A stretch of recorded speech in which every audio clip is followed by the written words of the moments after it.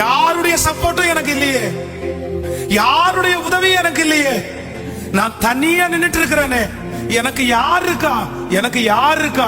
ஆனா இந்த மாதம் ஆண்டவர் வாக்கு கொடுக்கிறார், கர்த்தராகிய நான் உன் வலது கரத்தை பிடித்து, உனக்கு யாரும் இல்லைன்னு நீ சொல்லாத, உன் வலது கரத்தை பிடித்து பயப்படாதே.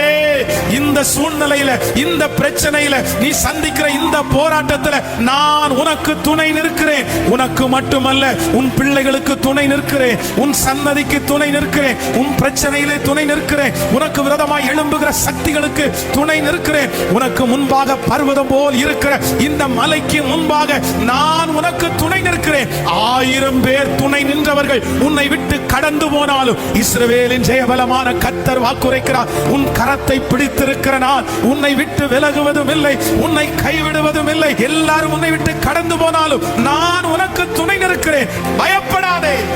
நான் உனக்கு துணை நிற்கிறேன், பயப்படாதே. நான் உனக்கு துணை நிற்கிறேன்.